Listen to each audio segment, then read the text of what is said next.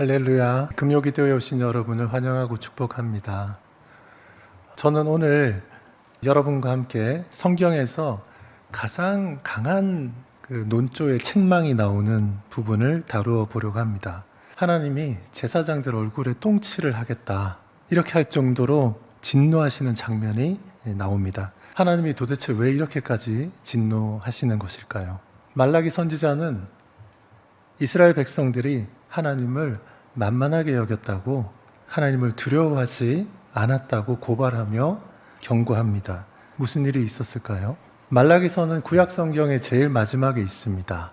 그리고 말라기서가 구약 시대에 계시된 마지막 성경이고 그 이후로 계시가 중단되었습니다.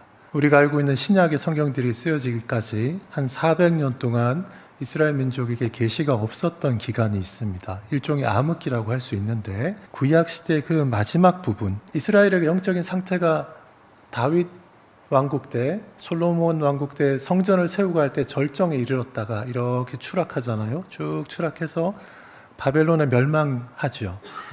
그리고 나서 바벨론 포로 기간 한 50여 년 지나고 나서 돌아와서 그 예루살렘에 새롭게 성전도 세우고 성벽도 중건하고 이렇게 하는데, 그런 시기입니다. BC 586년에 이스라엘이 바벨론에 멸망당했죠. 사람들이 포로로 끌려가면서 이스라엘은 아주 비참한 신세가 되었습니다.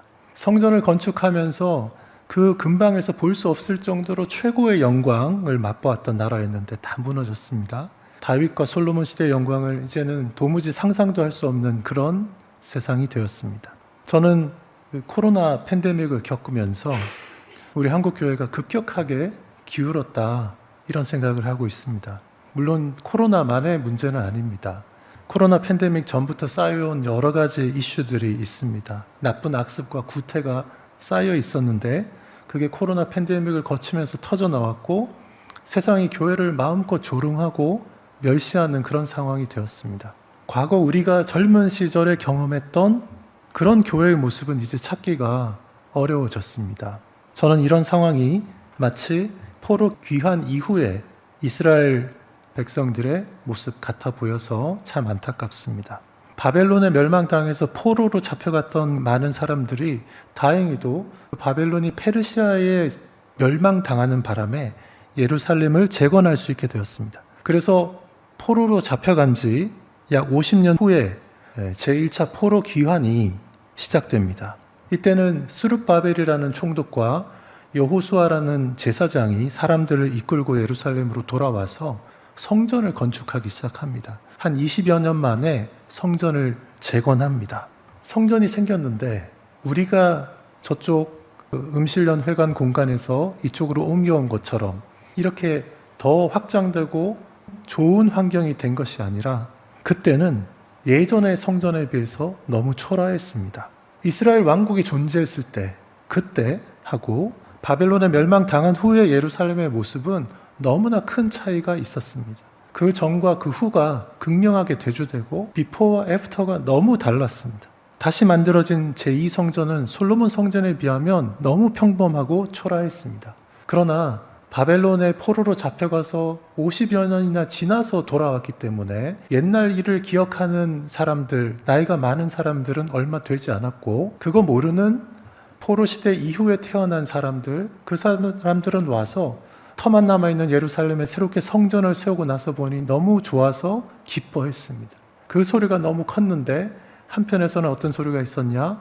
연세가 많은 그 장로들, 제사장들, 지도자들은 이전 성전의 그 모습을 볼 때 새롭게 세우는 이 제2성전이 너무 초라해서 대성통곡을 했다라고 그렇게 기록되어 있습니다.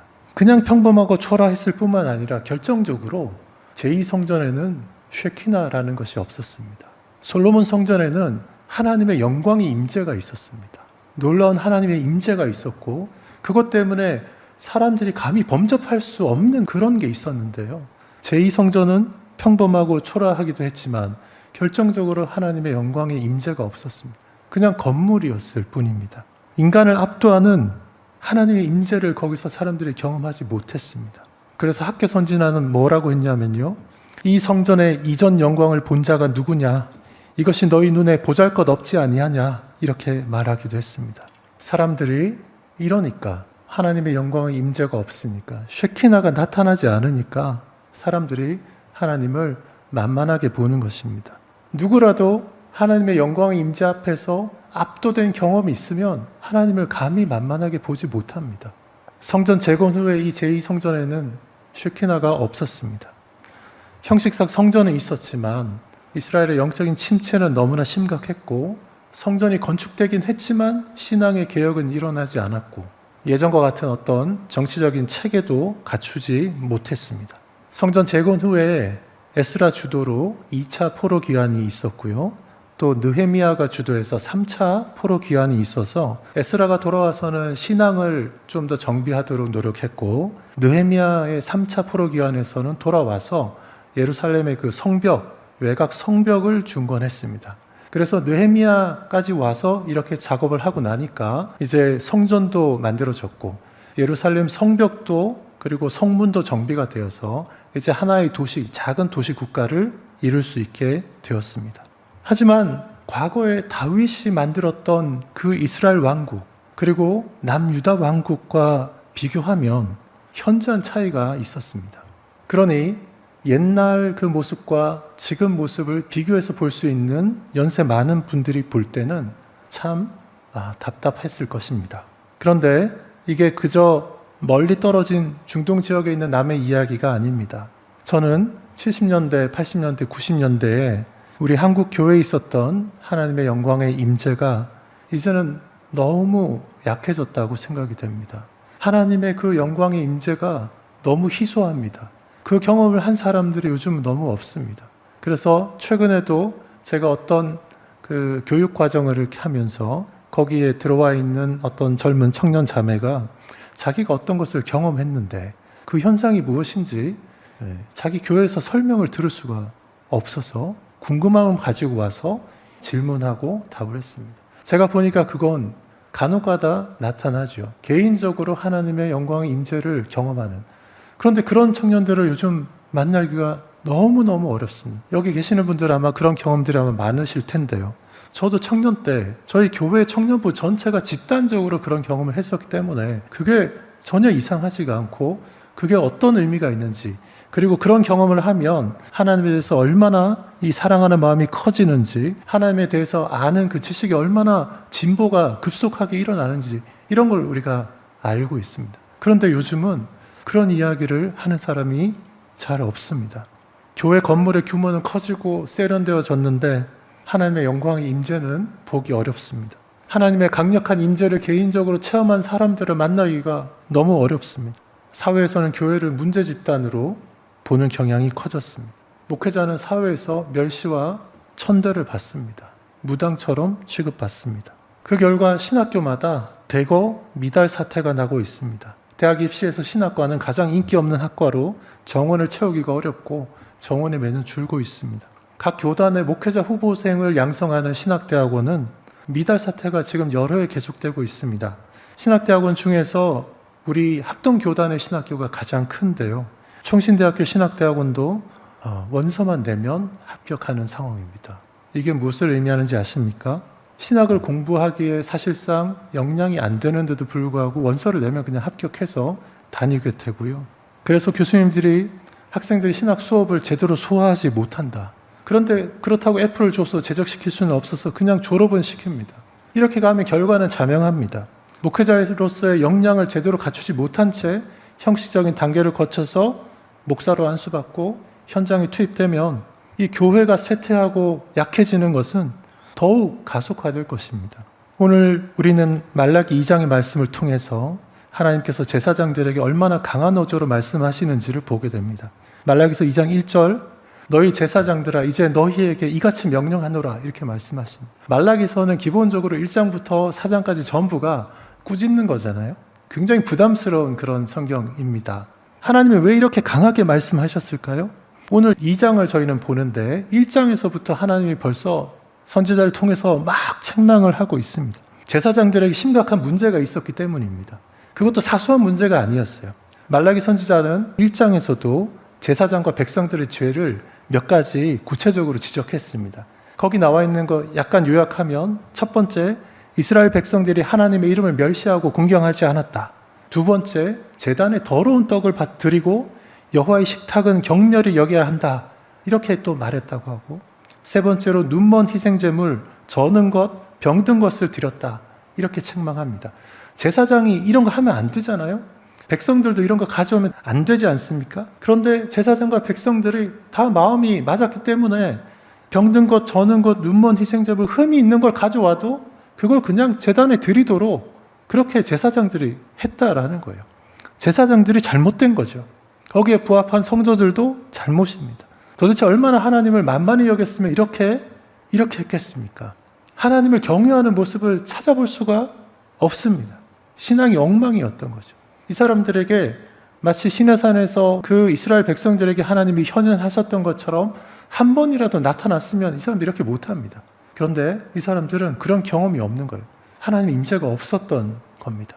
그런 상황에서 옛날에 우리가 하나님을 섬겼다라는 그런 기록은 있고 역사는 있고 문화는 있으니까 그런가 보다 하면서 하는데, 이렇게 흠이 있는 걸 드려도 저주를 받거나 하는 일도 없으니 아니 뭐 이렇게 해도 하나님이 어쩌지 못하네, 이러면서 그냥 만연히 하나님을 만만히 여기고 이렇게 하고 있었던 거죠. 신앙이 엉망이었던 것입니다. 이런 문제에 대해서 선지자는 2장에서 특히 제사장들에게 그 책임을 묻습니다. 제사장들에게 큰 책임이 있습니다. 신약시대에는 제사장들의 그 역할이 이 목회자들로 이렇게 바뀌어 있습니다. 그리고 더 나아가서 신약시대에는 우리 모든 성도들이 하나님 앞에 직접 나아갈 수 있는 왕같은 제사장이다, 이렇게도 우리가 이야기를 합니다. 그러므로 목회자들이 더 관심을 가져야 되지만 그뿐 아니라 왕같은 제사장인 우리 성도들 다 같이 관심을 가지고 주목해야 됩니다. 구약시대의 제사장들이 더러운 떡을 제단에 드리고 흠 있는 동물로 희생제사를 드리는 악행을 저질렀는데요. 근데 여러분, 요즘은 어떻습니까? 요즘은 떡이나 동물이 아니라 대부분 돈으로 드리잖아요. 그러니까 더 어려워졌습니다. 흠이 있는지 이게 더러운 것인지 판단하기가 어렵습니다. 그래서 그냥 다 모아서 드립니다. 예배를 인도하고 설교를 하는 목회자가 가짜 하기로 자격을 갖추고 남의 설교를 그대로 베껴서 하다가 설교 표지를 발각되었어도 사임하지도 않고 버티는 상황이 그냥 뻔히 일어나고 있습니다. 하나님이 그렇게 만만합니까? 아버지가 담임하던 교회, 또 장인어른이 담임하던 큰 교회를 세습한 후에 그런 교회들이 꽤 있습니다. 열심히 이미지 세탁을 위해서 노력하는 목사들이 많습니다. 그런데 이런 교회들은 규모가 있고 재력도 있으니까요, 돈을 많이 풉니다. 사업을 하면서. 돈이 필요한 다른 목사들과 교인들이 그쪽에 붙어서 일을 합니다. 교계에서 나름 깨끗하다고 하고 무슨 이런 개혁적이라고 하면서 뭐 이렇게 문제들을 비판하고 하던 사람도 언젠가는 보니까 거기 돈 나오는 세습교회에 가가지고 열심히 일을 하고 있더라고요. 하나님이 그렇게 만만합니까? 저는 빌 황이라는 한국계 미국인 금융투자자가 있는데 그 사람을 보면 참 안타깝습니다. 빌 황이라는 이 사람은 미국에서 아주 큰 돈을 굴렸던 헤지펀드 투자자입니다. 그런데 돈을 굴리면서 불법적인 행위를 했습니다. 과거에 2012년에도 내부자 정보를 이용해서 주식을 거래한 혐의로 미국에서 4,400만 달러, 약 우리 돈 615억 원의 벌금형을 받았습니다. 그 이후로 월가에서 이 사람이 요주인물로 이렇게 관리 대상이었죠. 그런데 그 후 2013년에는 아케고스라는 이름의 투자 회사를 만들었습니다. 그리고 세계적인 투자은행들로부터 돈을 끌어다가 이 파생 금융 상품에 투자를 했습니다. 2021년도에는요, 500억 달러, 우리 돈으로 약 70조 원을 끌어다가 파생 금융 상품에 투자를 했다가 대규모 손실을 입었습니다. 약 100억 달러, 14조 원의 손실을 그 투자은행들의 손실을 입혔습니다. 미국 법원은 작년에 이 빌황에게 징역 18년을 선고했습니다. 제가 왜 이야기를 하냐면요, 성경 통독하시는 분들은 많이 아실 텐데 드라마 바이블이라는 것이 있습니다. 성경 낭독 음성 영상을 유명 배우들을 동원해가지고 이렇게 듣기 좋게 만들었어요. 꽤 유행했습니다. 그리고 지금도 드라마 바이블 같이 들으면서 그룹으로 성경 읽기를 같이 하는 사람들이 꽤 많습니다. 이 드라마 바이블 제작과 배포에 이 빌 황이 출연한 자금이 처음 시드 머니가 됐었고 그 돈으로 대부분 만들었습니다. 저는 드라마 바이블 하면 그냥 금융 범죄자 빌 황이 떠오릅니다. 어떤 분은 돈에 무슨 더러운 돈이 있고 깨끗한 돈이 있냐. 일단 계좌에 들어와서 섞이면 다 그냥 돈이지. 잘 쓰기만 하면 되지. 이런 사람도 있습니다. 또는 더러운 돈이 들어갔더라도 그래도 그 드라마 바이블 그거는 좋은 거 아니냐. 이왕 이렇게 된 거 물건은 좋으니까 그냥 쓰면 되는 거 아니냐. 그렇게 생각할지도 모르겠습니다. 여러분 그렇습니까? 네. 하나님이 그렇게 만만합니까? 저는 더러운 떡, 흠 있는 희생 제물이다 이렇게 생각합니다. 제사장들에게 하나님은 더러운 떡, 흠 있는 제물 바치지 말라고 하셨습니다. 흠 있는 제물이라도 고기 구워 놓으니까 맛있어요. 그러면 되는 거 아닙니까? 하나님이 그렇게 만만하지 않습니다. 그런데 사람들은 그건 더러운 것도 아니고 흠 있는 것도 아니라고 말합니다. 그러면서 빌황이 출연한 그 제단에서 돈을 좀 받으려고 줄을 섭니다. 저는 이런 모습이 정당하다고 생각하지 않습니다. 2절을 다시 보십시오. 만군의 여호와가 이르노라 이렇게 시작합니다. 그리고는 너희가 만일 듣지 아니하며 마음에 두지 아니하여 내 이름을 영화롭게 하지 아니하면 내가 너희에게 저주를 내려 너희의 복을 저주하리라 라고 말합니다. 그리고 바로 이어서 2절 후반부에는 내가 이미 저주하였으니 이는 너희가 그것을 마음에 두지 아니하였음이라 라고 말합니다. 복의 근원이신 하나님인데요. 그런 하나님이 지금 제사장들을 저주하겠다고 경고하십니다. 이유는 단순합니다. 듣지 않고 마음에 두지 않고 하나님 이름 영화롭게 하지 않았다. 그게 이유입니다. 우리도 신앙생활을 하다 보면 이스라엘 민족처럼 이렇게 무뎌질 수 있습니다. 더러운 떡, 흠 있는 제물을 드리면서도 이게 더러운 건가? 이게 흠이라고 할 수 있나? 괜찮은 모양이 나왔는데 뭐 이거 가지고 뭐 그래? 이런 생각하면서 무뎌질 수 있습니다. 우리는 절대로 하나님을 만만히 여겨서는 안 됩니다. 포로 귀환 후에 제2성전이 건축되었지만 남유다 왕국 멸망 이전처럼 예루살렘이 회복되지는 않았습니다. 신앙도 회복되지 않았고요. 그리고 이 공동체, 정치적인 공동체의 그 체계 재건도 이루어지지 않았습니다. 말라기 선지자가 활동했던 그 동시대에 에스라하고 느헤미야도 그 비슷한 시기였습니다. 이때 에스라와 느헤미야도 바벨론에서 돌아와서 보니까요. 포로로 잡혀가지 않고 그래도 좀 남아있었던 사람들, 거기 이방인들도 막 들어와서 있고 또 포로로 잡혀갔다가 돌아와서 여기서 거주하면서 살던 사람들에게 몇 가지 죄악들이 나타났어요. 그걸 이렇게 지적하는 게 있습니다. 에스라와 느헤미야가 크게 세 가지 지적하는데 첫 번째는 우상을 숭배하는 이방 민족의 여자들하고 결혼을 그렇게 많이 했다고 합니다. 두 번째는요. 지금 산업 기반도 무너져 있고 이러니까 또 포로로 갔다가 돌아온 사람들이 여기서 다시 정착해서 사는데 사는 게 어려웠어요.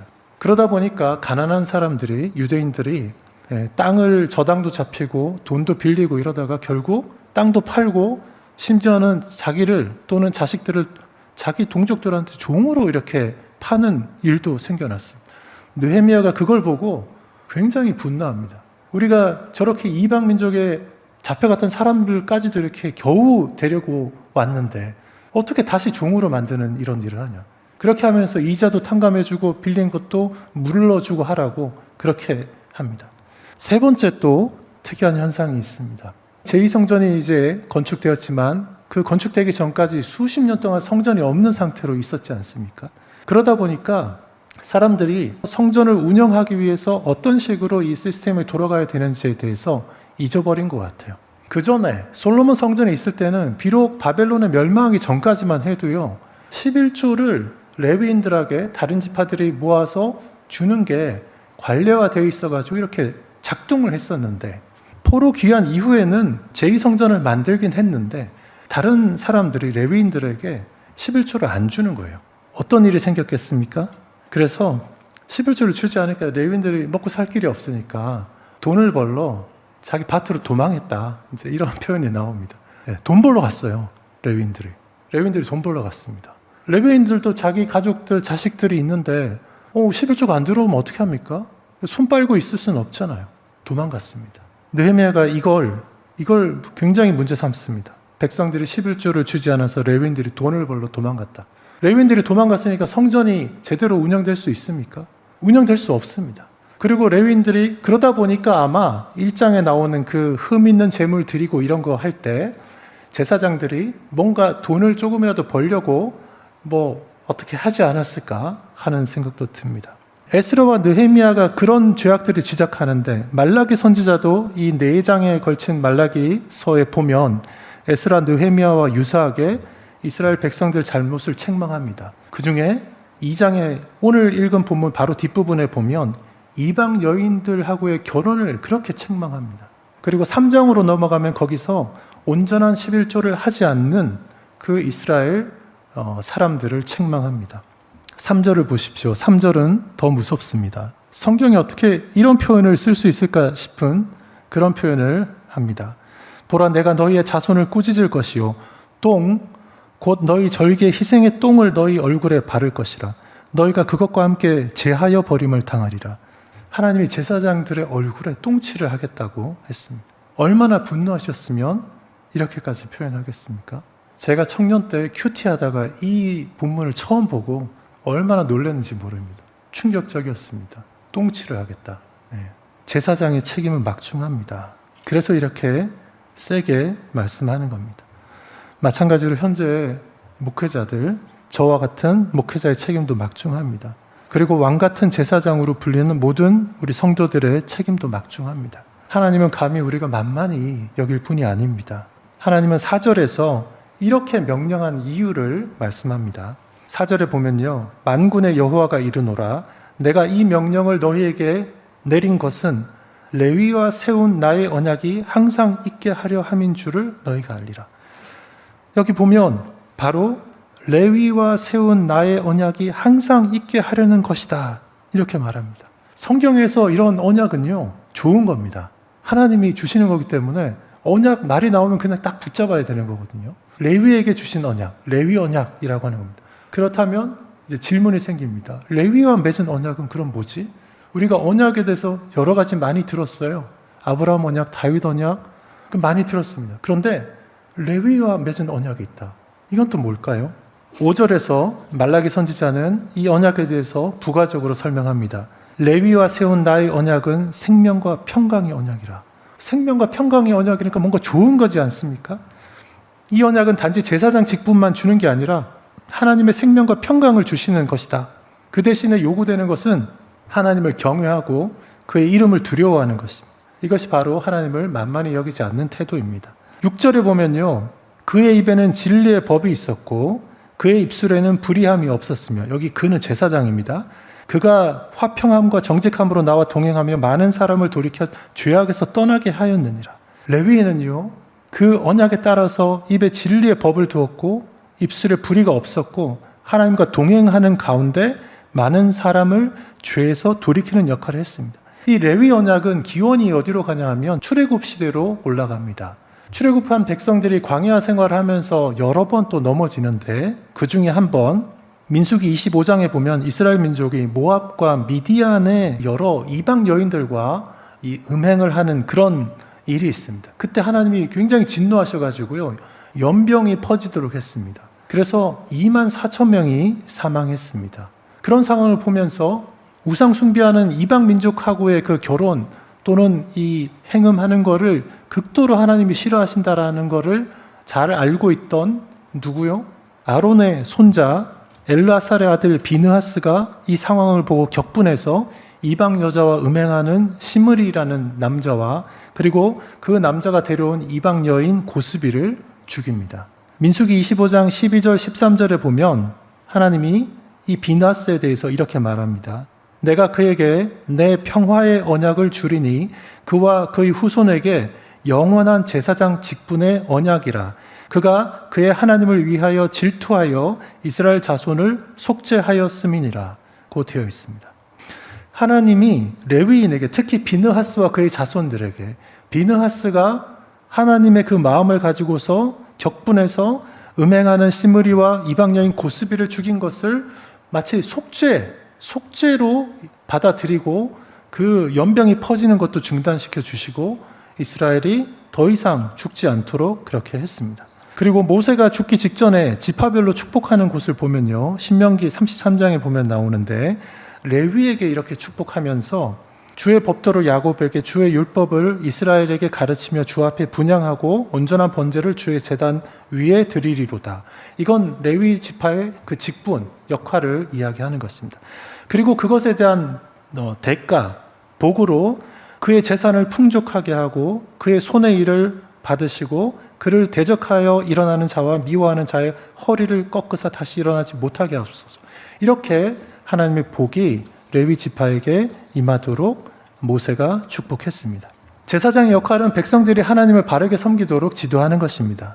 그렇게 하면 그의 재산을 풍족하게 해주겠고 그의 손의 일을 무엇을 하든지 그걸 잘했다고 받아줄 것이고 그를 대적하는 자와 미워하는 자의 허리를 꺾는 복이 있을 것이다.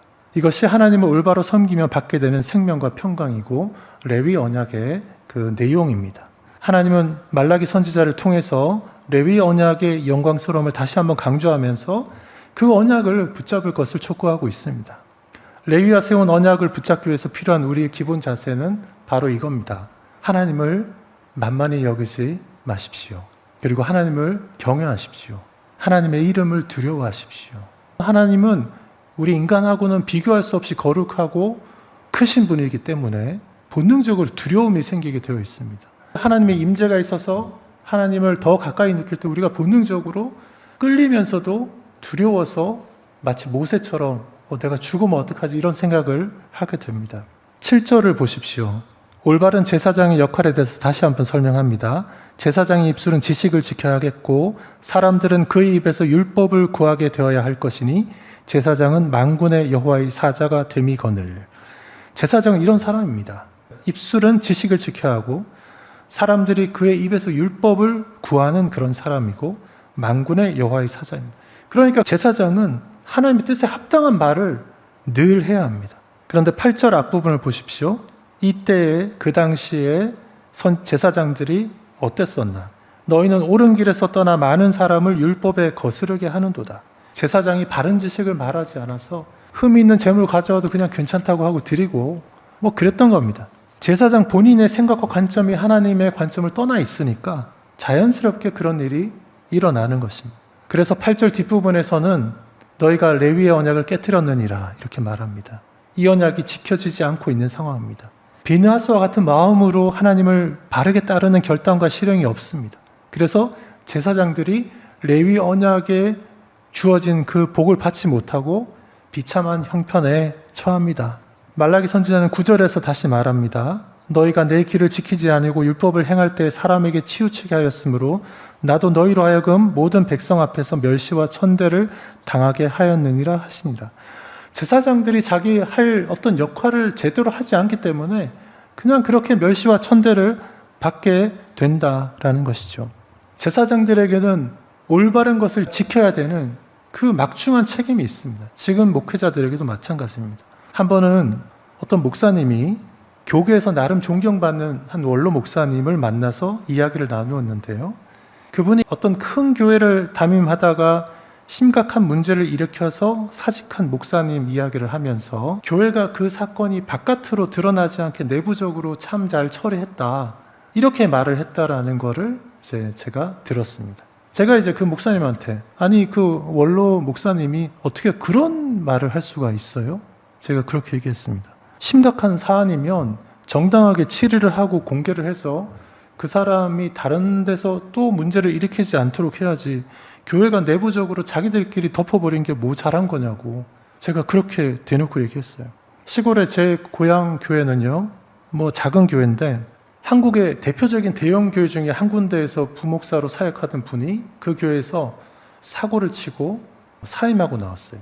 치리를 했어야 되는데 그냥 내보내기만 했어요. 그러니까 이분이 북미 지역에 가서 거기서 몇 년 있으면서 한인교회에서 목회를 좀 했어요.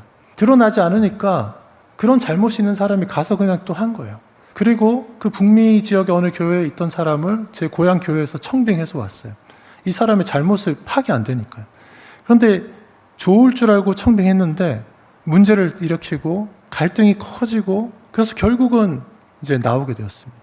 많은 돈을 가지고 나갔어요. 그 과정에서 알아보니까 한국의 그 대표적인 대형 교회 중에 한 군데에서 사고 쳤던 거예요. 그 사고를 계속 치고 다니는데 그걸 제대로 다루지 않아가지고 저희 고향 교회가 피해를 입었던 거예요. 그렇게 중대한 악행을 교회에서 이렇게 우리끼리 덮어주는 게 그게 무슨 미덕입니까? 제사장의 입술은 이 참된 것을 지켜야 됩니다. 교계의 원로라고 하는 그런 분이 유명 목사가 심각한 사고 친 사건을 교회가 내부적으로 잘 덮었다고, 그래서 사회적으로 시끄럽게 되지 않았다고, 잘했다고 하는 것이 이게 뭡니까? 하나님을 너무 만만하게 여기는 거 아닙니까? 오늘날 교회와 목회자의 권위와 평판이 땅에 떨어져 있습니다. 교회가 세상을 판단해야 하는데 세상이 교회를 판단합니다. 목회자들은 하나님의 뜻을 따르면서 철저하게 온전한 지식을 가르쳐야 했습니다. 그런데 목회자 자신부터 거짓의 사람이고 세상 사조와 타협했는데 어떻게 백성들을 올바르게 이끌 수 있겠습니까? 목회자들이 먼저 기준을 높이고 하나님 앞에 올바르게 서도록 노력해야 하겠습니다. 다른 한편으로는요, 성도들이 해야 되는 또 역할이 있습니다. 레위인에게 11조를 주어야 했던 레위인 아닌 다른 사람들의 역할이 중요했습니다. 제2성전이 제대로 돌아가지 않았던 거는요, 느헤미야가 이야기했듯이 레위인들이 먹고 살기 어려서 도망갔기 때문이에요. 솔로몬 성전 시대에는 그래도 유지가 됐습니다. 그런데 제2성전 시대에는 11조 관행이 크게 흔들렸던 것 같습니다. 목사들은 설교를 준비하고 성경 가르치고 하는 일의 전문가들입니다. 청중의 자리에 앉아서 이렇게 30분짜리 설교를 들으면서는 뭐 저런 정도 이야기는 성경 본문 이렇게 골라놓고 몇 번 읽어보고 한두 시간 이렇게 정리해서 이렇게 올라가면 1시 30분 설교는 할 수 있지 않겠냐. 목사님들은 참 편해. 주일에만 일하면 되니까. 그러니까 이렇게 생각을 할 수도 있어요. 여러분, 그러나 그렇지 않습니다. 제가 이제 신학교에서 공부할 때 우리가 설교 한 편을 준비하는데 기본적으로 20시간을 사용하도록 그렇게 배웁니다. 여러분, 우리가 좋은 설교를 듣기 원한다면 이렇게 해야 됩니다. 그런데 요즘 충분한 사례비를 받지 못해서 돈을 벌러 나가야 하는 목회자가 많습니다. 제가 아는 어느 목사님은 이제 자기 건물도 있는 교회에 청빙을 받아서 담임 목사로 가셨는데요. 아이들도 뭐 둘인가 있고 생활비가 꽤 많이 들잖아요. 그런데 교회에서 사례비를 너무 적게 주는 거예요. 이분이 도저히 그걸 감당을 할 수가 없어가지고 교회를 사임하고 나와서 편의점을 운영하면서 생활하면서 이제 소수의 사람들을 모아서 이렇게 예배드리고 있었습니다. 안타까운 일입니다. 교회는 목회자들이 목회에 전념할 수 있도록 재정적인 지원을 충분히 해줘야 됩니다. 10가정이 온전한 11조 들으면 목회자 한 가정을 세울 수 있습니다. 그런데 포로 귀환 시대는 이게 무너져 있었어요. 경제적 문제가 해결되지 않은 레위인들한테 그럼에도 불구하고 무조건적으로 해라, 그렇게 할 수 있는 사람도 혹 있겠지만 다 그렇게 할 수 있지 않습니다. 그들도 사람이고 자식이 있고 부모가 있습니다. 11조로 재정 지원을 해주어야지 레위인들이 성전 봉사에 전념할 수 있고, 그래야 제사장들의 입술에서 바른 지식의 말씀이 선포될 수 있습니다. 그래야지 목회자가 성경을 충분히 연구하고, 그래야지 목회자가 세상을 향해서 옳다 그르다를 담대하게 판단하고 시정을 촉구할 수 있습니다. 레위가 세운 이 언약은 우리 모두가 함께 지켜가야 하는 것입니다. 말씀을 맺습니다. 세상이 어렵습니다. 살기도 팍팍합니다. 포로 귀환 후에 이스라엘 민족이 딱 그랬습니다. 그런데 그런 이유로 그들은 하나님을 만만하게 여겼습니다. 11조를 제대로 하지 않았습니다. 우상 숭배하는 이방 여자들을 데려와 결혼도 많이 했습니다. 레위인들이 성전 봉사를 팽개치고 돈 벌러 나갔습니다. 제사장들의 성전 봉사도 엉망이 되었습니다. 그런데 하나님은 이런 거 정말 싫어하십니다. 목회자들은 아무리 환경이 어려워도 도망가지 말고 진리를 지켜야 됩니다. 성도들은 목회자들이 예배와 말씀 사역에 전념할 수 있도록 11조를 하고 하나님을 경외하는 마음으로 살아야 합니다. 이렇게 해서 우리 한국 교회가 레위가 세운 언약을 회복할 수 있도록 함께 노력하기 바랍니다. 제사장이 바로 서야, 목회자가 바로 서야 생명과 평강이 있습니다. 그뿐 아니라 우리 성도들이 함께 바로 서야지 목회자가 바로 설 수 있습니다. 그래서 우리 모두가 이 레위가 세운 언약이 가져다 주는 복을 누릴 수 있기를 바랍니다. 기도하겠습니다.